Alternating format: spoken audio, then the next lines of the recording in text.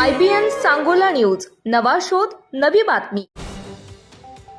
सांगोल्यात आगामी मतदान यंत्रणा सज्ज। जिल्हा परिषद व पंचायत समिती सार्वत्रिक निवडणूक 2026 साठी आज मतदान केंद्र अध्यक्ष व मतदान अधिकारी 1 व 2 यांचे पहिले प्रशिक्षण पूर्ण करण्यात आले आहे।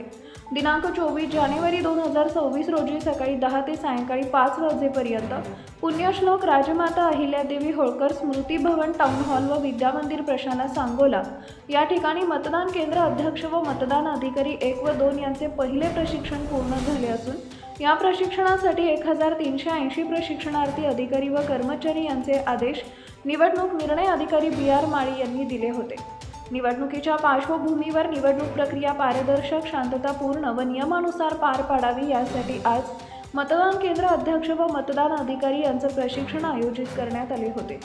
सहाय्यक निवडणूक निर्णय अधिकारी बाळूताई भागवत, समाधान वाघमोडे यांनी मतदान प्रक्रिया, EVPAT हाताळणी, मतदार ओळख पडताळणी, आदर्श आचारसंहिता, कायदा सुव्यवस्था राखणे तसेच आपत्कालीन परिस्थितीत घ्यावयाची खबरदारी याबाबत मार्गदर्शन करण्यात आले।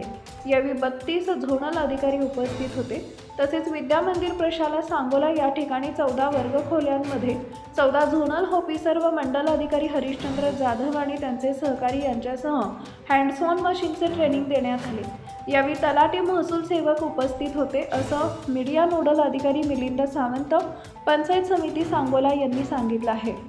निवडणूक प्रक्रिया, निवडणूक प्रशिक्षण, क्लासरूम व हँड्स ऑन प्रशिक्षण पूर्ण झाल्यानं निवडणूक यंत्रणा सज्ज झाली आहे। त्यामुळे आगामी मतदान प्रक्रिया सुरळीत पार पडेल असा विश्वास सहाय्यक निवडणूक निर्णय अधिकारी बाळूताई भागवत तथा तहसीलदार सांगोला यांनी व्यक्त केलाय।